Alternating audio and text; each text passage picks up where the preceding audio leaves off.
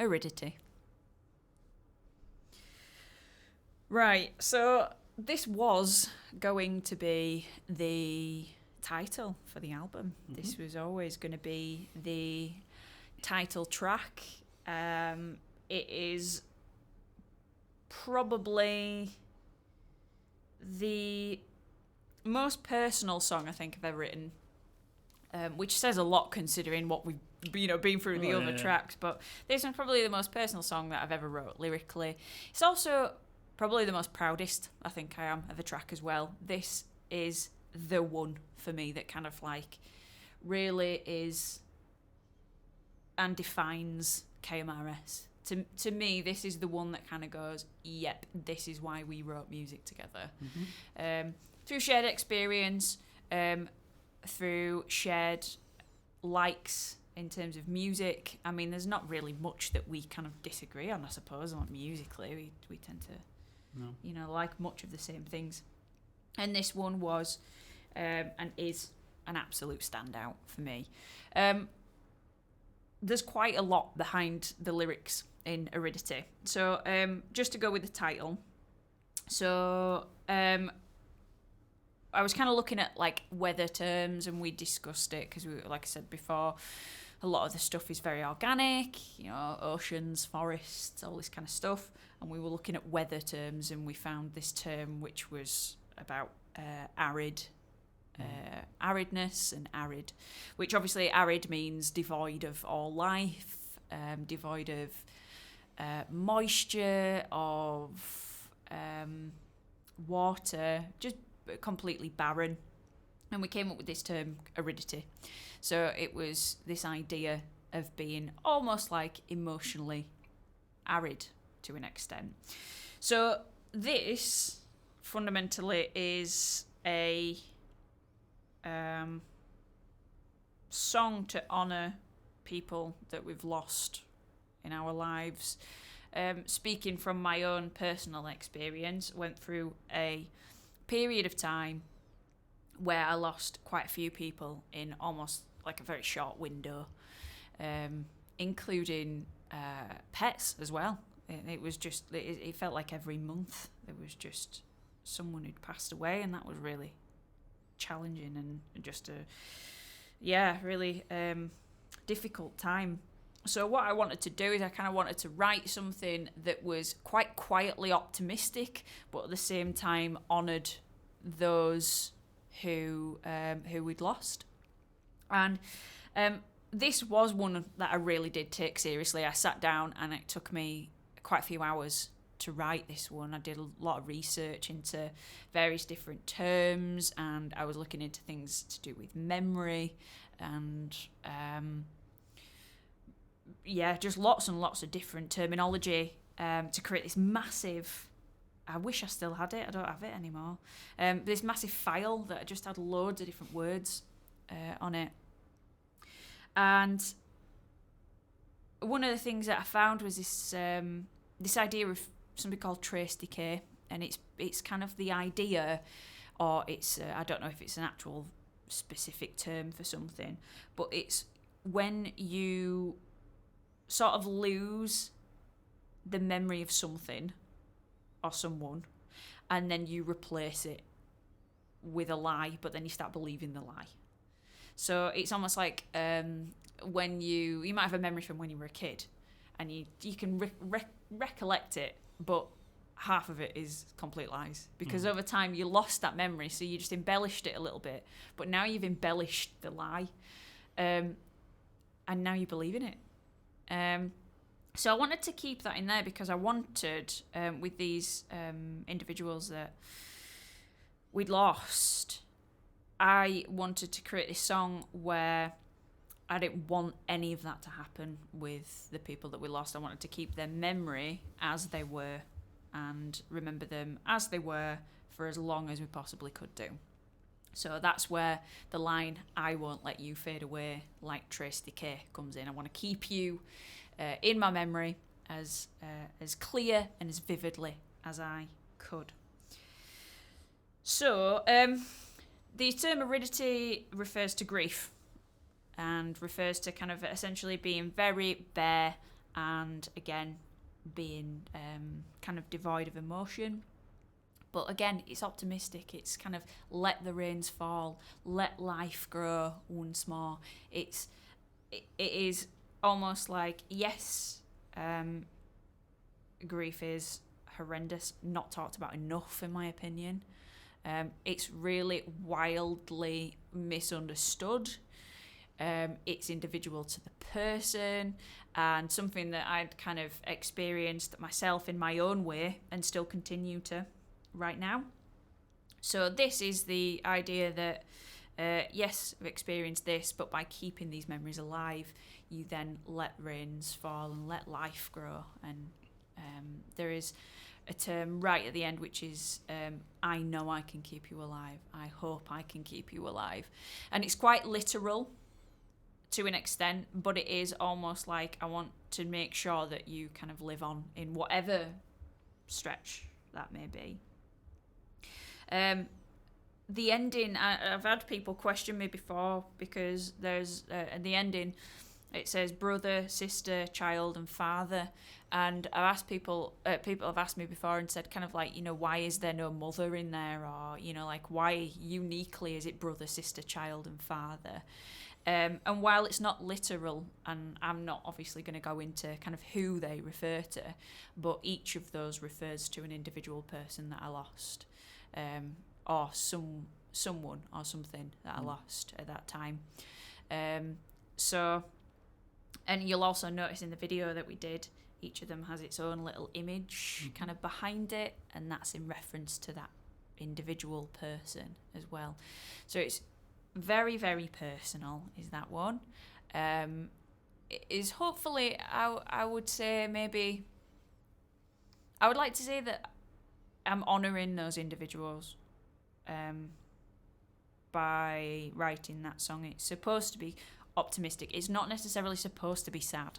Although it might feel sad with some of the beginning lyrics, it's supposed to grow into more of a kind of reassuring and sorry, I've used the word optimistic way too much, but yeah, it should be that by the end of the track.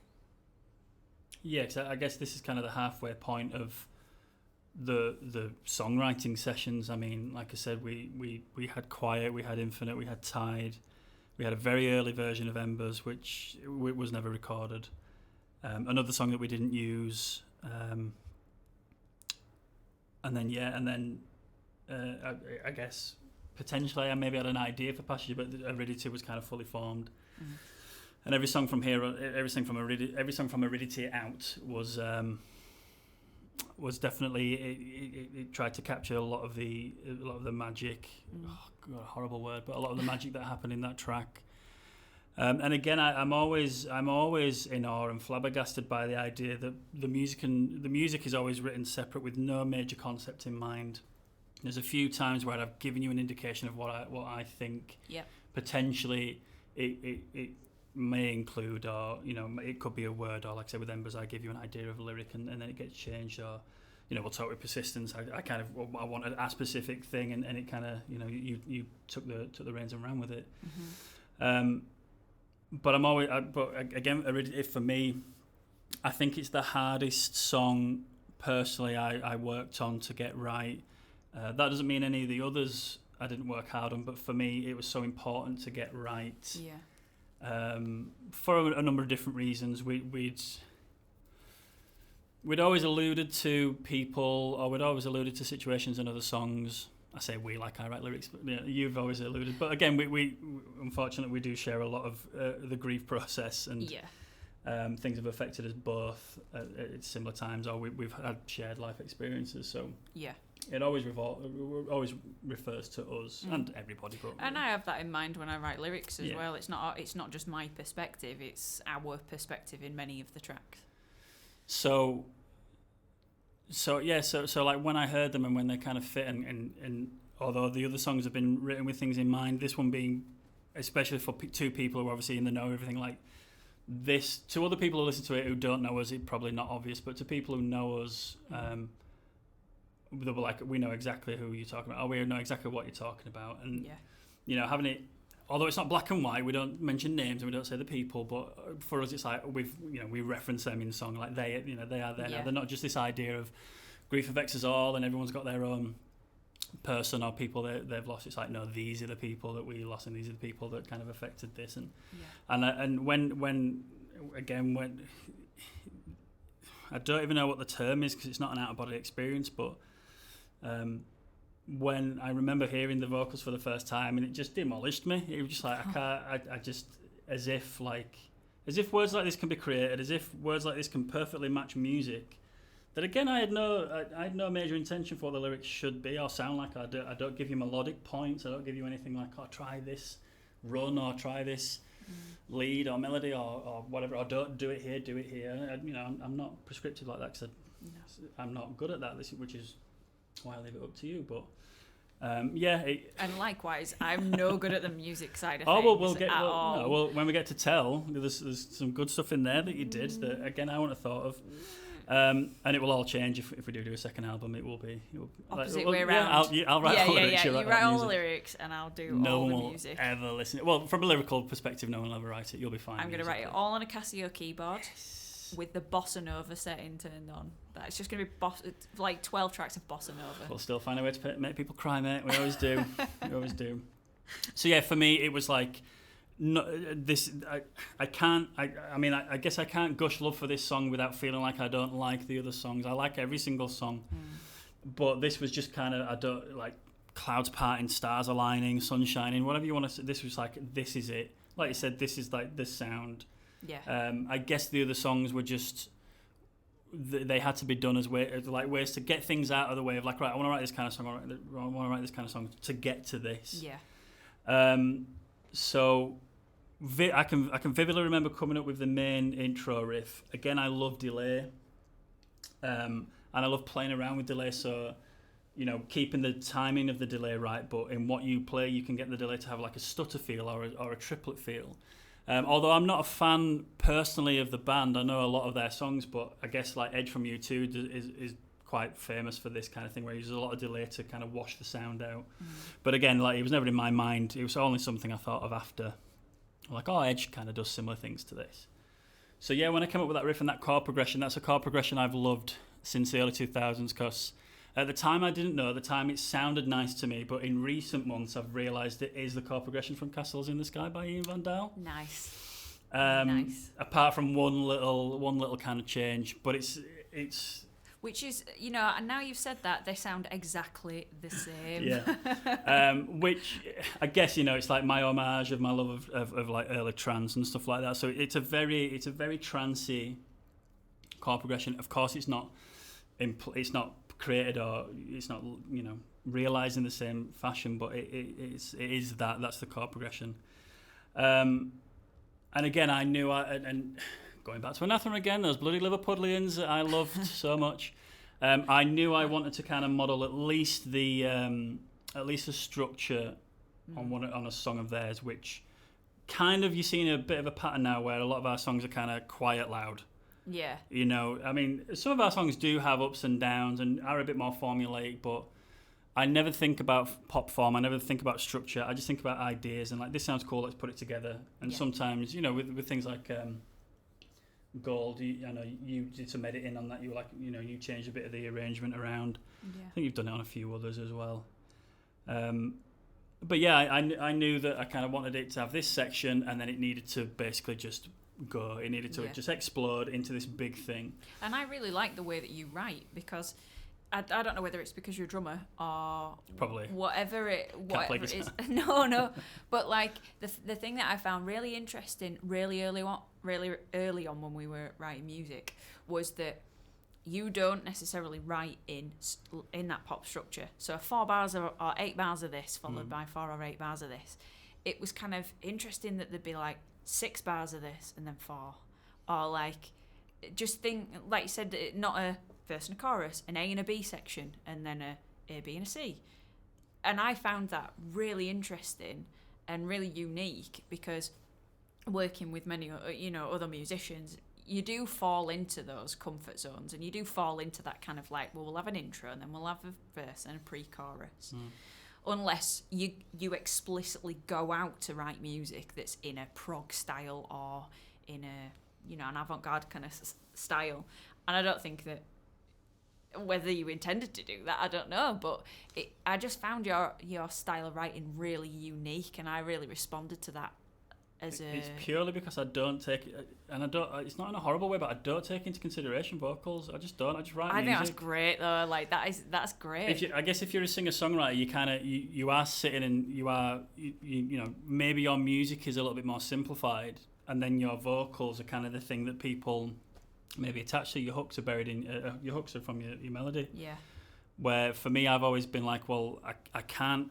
It's such a black hole in my brain. I don't know what the hell it is. I guess it's down to experience. I guess, but at this point, you know, I've been around. I've been around enough bands and stuff to you'd think I'd know how it works, but I just can't. Or I can't do it to the level I would like to do. Maybe that's what it is. So. So yeah, it's such a weird thing. Like, well, I'll just bury a lot of the kind of melody in the music. I'll put lots of little hooks in the music and little things like that, and then not in a horrible way. But I'm like, right, well, that Kylie's got to kind of work with that now. That's her roadmap, and you know, she might have to create new directions, and she might have to do things she maybe doesn't do before. But and it's purely because I don't sit and think about it in verse chorus. And even though some of them naturally may fit into that, because you know most of the music we listen to is formulaic in some respects. But as I said, as a big prog fan, as a big kind of trance fan that does just have like repeated sections constantly, it doesn't necessarily always have outward choruses and verses. It might just have an idea or a couple of ideas that just repeat, and every time they repeat there's an embellishment or something's added in or something's taken away. I guess it kind of falls from that. But so yeah, so like I had the riff, and then it's like, right, this needs to explode. And when it explodes, obviously there's strings in there, there's percussion in there, there's you know, obviously big kind of guitars in there, lots and lots of saturation with reverb and delay, and you know, the drums are pretty much ripped off from that Anathema song, just kind of straightforward drums, no kind of big changes. It needed to be a stomper, just a really big stomping song. And again, even though the song wasn't written, or even though I didn't write the song knowing that you were going to write lyrics about kind of dark but hopeful, looking at, you know, we had the term aridity in mind. Yeah. But that probably came after the music, I'm not sure.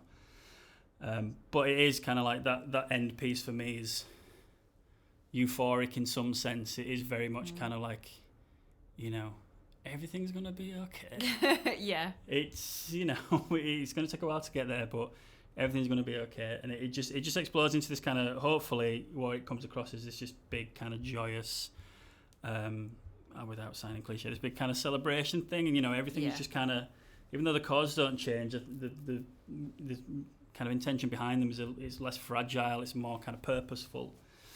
And yeah, it's just an absolute rocker, you know. It's just straightforward, straight through. There's nothing complicated about it. There's nothing difficult about it, you know. Again, I don't think in songwriting terms, because I hate fancy chord progressions and things like that. A little kind of guitar lead in there, which I quite like, which again was just this weird kind of guitar technique I seem to do a lot, and I've done a lot in the other tracks. I just knew the second time around it needed a little bit of something, and I played with that a few times until I got it right. I think there might be an old Instagram video of me recording the second of 19 iterations of the song. This is the song that I've re-recorded the most. Yeah. Because for me, if I got this right, everything else would be okay. And it's funny because every time that you kind of sent me a new mix of this, including the very first time that I heard it, I welled up, especially with that kind of, as it progresses into the final section, there's kind of like chords that ring out. Yeah. I was just like overwhelmed a little bit, and it really got me emotionally, which I will say, that doesn't happen a lot for me. Doesn't happen a lot for me musically or with any type of media. I'm not a crier at movies or anything like that, but that really did get me. And then every time he'd send me a mix, I'd listen to it and I'd go, oh, that just can't get any better.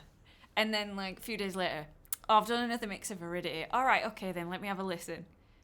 as if this has got better. This cannot get any better. And then the last one, obviously, that you sent through, I was like, oh yeah, like this is absolutely the one. I don't know what you do. I don't know how you do it. To be honest with you, I don't. But like you know, if you go watch the one that we did, that we kind of released as a single that we did a video for, and you listen to this one, obviously nothing about the song has changed. The takes are fresher, but they do the same thing. It's more in line with kind of what recorded music kind of sounds like. It's more just kind of modernised in a production sense rather than anything else. Again, it still does the job it was intended to do, but I knew that because there's a lot in that song, there's probably more, and again, there's some stuff that you won't even hear, but for just reasons I can't quite explain, I had to put it in there. Just big lush reverb guitars that's so buried. Honestly, if you look at the session file, you'll see them. If you solo them, you go, what's that? Where is that in song? And I'm like, it's everywhere. I can tell. Yeah. And I'm sure like there's people who record and write their own music who will probably be like, oh yeah, I do that. So yeah, like that for me was like, right, this is something that we probably can get a bit of mileage out of, because before that it was just, let's write a couple of tunes and see what happens. And you know, every single time it was like, oh, you know, we ain't got another one in us. Oh, we've got another one in us. Yeah. Because honestly, so again, I wrote a song that we didn't use for the album. Potentially might use it later, but it just had something about it, it didn't quite fit. These are the only 12, including the song we didn't use, the only 12 songs I've ever written, proper songs. I wrote stuff for like for college where I had to do little ideas and little kind of you know, songs, but all there were just a collection of kind of riffs that probably ripped off some like 2000s metalcore at the time, and just Limp Bizkit. Yeah, just loads of kill switch rip-off riffs and stuff like that, which I handed in for kind of assignments. But yeah, I've never written a song. I've helped people, I've arranged with them, I've co-written, but I've written anything on my own. And you know, of course I'm going to blow my own trumpet, but for me it's like every single song I wrote after, there was not really anything that was unusable. It's like, right, we can use this. And at first I was a bit scared of like, well, a lot of them are sounding very, very different.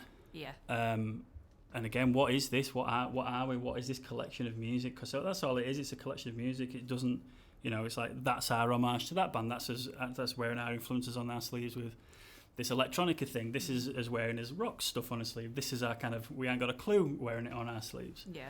And I was kind of worried, but when I hit this, I like, don't matter anymore. No. Because if we can kind of write music that makes, I mean, hopefully people, you know, follow suit, but if it can make us feel like that, and you know, not our main, but one of our major coping mechanisms is let's write a song about it. No, not about it, but let's write a song because I can't figure out what I'm supposed to do with what I'm feeling right now. So let's just realize it musically. Yeah. You know, you don't know that, you know, that guitar riff is my like, oh, I'm not going to cry tonight, I'm going to write a guitar riff, but you don't know that, but you go, that's a nice guitar riff. You don't know the intention behind it as such, but yeah, this for me was the kind of like, and that's probably why we did a video for it. And we're like, we need people to hear this one. Yeah. The other ones we kind of just released, and family members and friends were kind of like, oh, they're kind of nice. But this one's like an R thing. And to be honest with you, all the songs we'd done up to that point, this is the one I got the most feedback from. Likewise. This is the one that people kind of stood up and went, it's really good, that, which is always great to hear. You know, obviously you believe in your music and you hope other people like it, but if they came back and said, oh, we think it's shite, it's like, fine, I love it, I don't really care what you think. Yeah. And if anyone's interested, there's a song by Ewan Dobson called Time 2. Go watch that. It's a guy who looks like Raiden who plays a solo acoustic guitar. Pretty much he inspired the entire feel of the track as well, so yeah, hopefully you like that song. It's a good tune. Nice. Just got a straw hat on. He plays this really cool delayed riff, which is kind of what my initial idea was before I settled on the Anathema thing. So that was a really long-winded Aridity section. Hope you enjoyed it. The Aridity